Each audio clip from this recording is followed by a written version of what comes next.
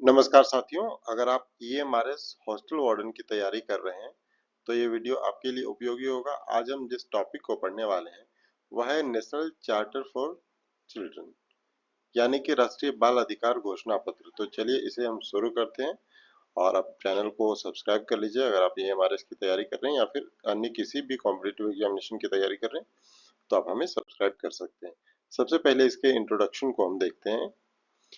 बच्चों का विकास किसी भी राष्ट्र की प्रगति की नींव है, यानी कि कोई भी राष्ट्र तभी प्रगति करेगा जब आप बच्चों को सही परवरिश देंगे और सही तरीके से उनका विकास होगा। बच्चे का विकास यदि नहीं हो पाएगा तो समाज ना तो हमारा समाज बढ़ पाएगा ना हमारा देश बढ़ पाएगा। बाल अधिकारों की रक्षा के लिए भारत सरकार ने 2003 में राष्ट्रीय बाल अधिकार घोषणा पत्र यानी कि चार्टर को अपनाया। इसका उद्देश्य क्या था, इस पर हम चर्चा करते हैं। बच्चों के हितों की सुरक्षा और उनके जो ऑल राउंड डेवलपमेंट यानी कि सर्वांगीण विकास को बढ़ावा देना इसका मकसद था। इसके हिस्टोरिकल बैकग्राउंड की ओर हम चलते हैं कि ऐतिहासिक पृष्ठभूमि इसकी क्या है। 1989 की जब बात करते हैं तो उस समय संयुक्त राष्ट्र बाल विकास बाल अधिकार कन्वेंशन यानी कि यूएनसीआरसी, ये कब हुआ? 1989 में। 1992 में क्या होता है कि भारत ने यूएनसीआरसी को क्या किया? अनुमोदन किया। उसके बाद 2003 की घटना क्या है? भारत सरकार ने राष्ट्रीय बाल अधिकार घोषणा पत्र को अपनाया। ये घोषणा पत्र कब अपनाया गया? यदि प्रश्न ये रहता है कि कब अपनाया गया, तो ये 2003। और उसकी प्रेरणा कहाँ से मिली? 1989 में जो ये यूएन से प्रेरणा इसकी मिलती है और इसे अपनाया जाता है। 1992 में भारत क्या करता है? ये अनुमोदित करता है। उसके बाद 2003 में इसे अपना लेता है। इसके जो प्रमुख उद्देश्य थे यानी कि मेन ऑब्जेक्टिव कह सकते हैं इसे आप, वो क्या है? जीवन, पहचान और विकास का अधिकार।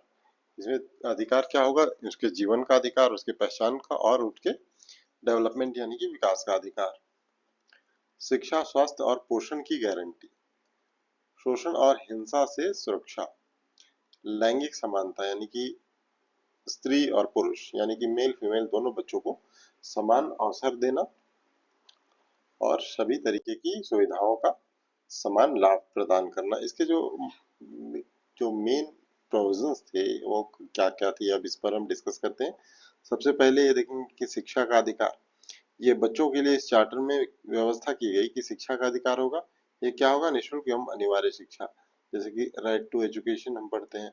ये हमारे चैनल पे आपको देखने को मिल जाएगा, इस पर वीडियो बनाया हुआ है। राइट टू एजुकेशन देखने को मिलेगा। स्वास्थ्य, टीकाकरण, पौष्टिक आहार और स्वच्छ वातावरण।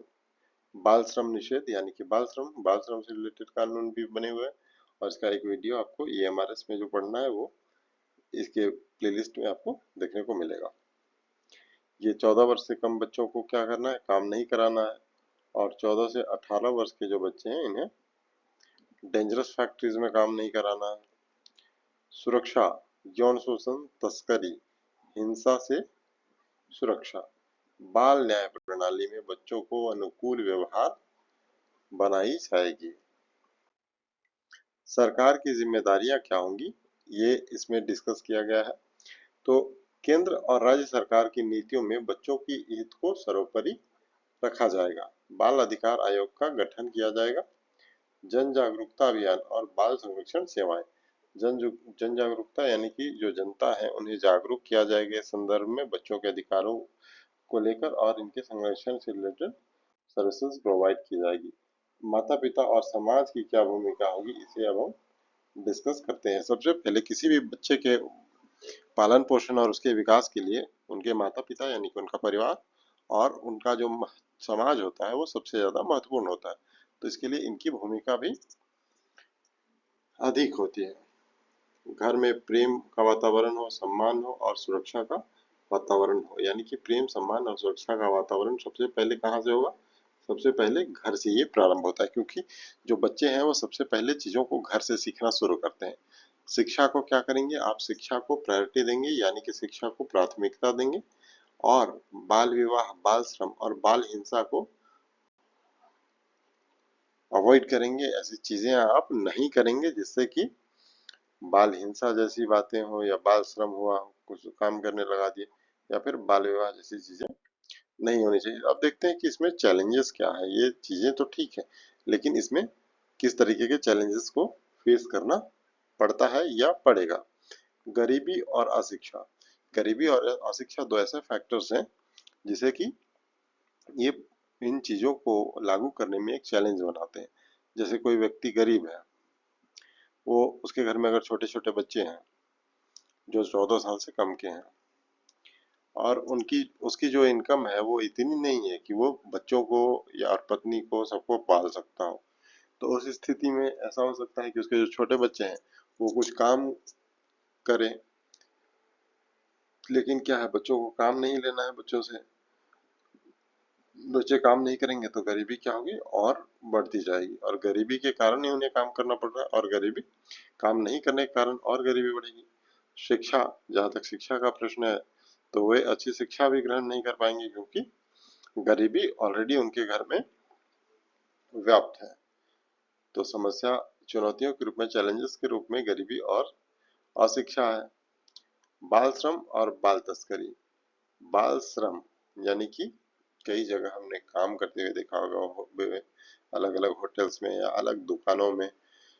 और बाल तस्करी, ये बच्चों को उठा कर ले जाना, बेच देना, कई गलत गलत कामों के लिए इस्तेमाल किया जाना। जैसे कि बच्चों को उठाकर कुछ लोग ले जाते हैं तस्करी के माध्यम से, और बच्चों को भीख भीख मांगने के लिए लगाते हैं। कुछ अगर लड़की बच्चियां हों तो उन्हें वेश्यावृत्ति के काम में लगा देते हैं। इस तरीके से कई गलत गलत काम किए जाते हैं, तो जो सिर्फ गलत ही नहीं, मानवता के विरुद्ध भी कार्य है। ग्रामीण क्षेत्रों में इसके रिलेटेड जो है ये जागरूकता की कमी है, तो जागरूकता फैलाने की आवश्यकता यहाँ पर देखी जाती है। निष्कर्ष क्या निकलता है इन सभी बातों का, कंक्लूजन क्या है कि राष्ट्रीय बाल अधिकार घोषणा पत्र भारत की बच्चों के प्रति संवेदनशीलता का प्रतीक है। बच्चों के प्रति हम कितने सेंसिटिव हैं ये बताता है ये चार्टर। लेकिन इसके जो प्रभावी क्रियान्वयन से हर बच्चे को क्या कैसे मिलेगा, सुरक्षित, स्वस्थ और सम्मानजनक जीवन मिल सकता है, अगर सही से ये इम्प्लीमेंट हो जाए। और इसके इम्प्लीमेंटेशन के लिए आपको कौन कौन से लोग, परिवार, आस पड़ोस, समाज, सभी लोग इसके लिए उत्तरदायी हैं। कोई एक व्यक्ति इसके लिए उत्तरदायी नहीं होता, संपूर्ण समाज इसके लिए उत्तरदायी है, जिसमें आप, मैं और सभी लोग हैं। जिसमें हमारा स्कूल भी महत्वपूर्ण भूमिका निभाता है। स्कूल, फैमिली और साथ ही साथ आसपास के लोग जो हैं, आसपास के लोग, ये भी बहुत महत्वपूर्ण रोल प्ले करते हैं। तो आज का ये वीडियो लेक्चर समाप्त हो चुका है। इस एक्ट को हमने पढ़ा है, इस चार्टर को हमने पढ़ा है। तो चलिए आज की वीडियो को यहीं एंड करते हैं और मिलते हैं कल दूसरे वीडियो के साथ। तो धन्यवाद। और अगर आप किसी भी कॉम्पिटिटिव एग्जामिनेशन की तैयारी कर रहे हैं तो इस चैनल को सब्सक्राइब कर लीजिए, ताकि आपको रेगुलर यहाँ पर अपडेट्स मिलती रहे। और स्पेशली अगर आप ईएमआरएस हॉस्टल वार्डन की तैयारी कर रहे हैं तो इसे निश्चित तौर पर सब्सक्राइब कर लीजिए, क्योंकि अभी थ्योरी की क्लासेस चल रही है। इसके बाद एमसीक्यू की बेस्ट श्रृंखला लेकर हम इसी चैनल पर आएंगे। आज के लिए धन्यवाद, मिलते हैं।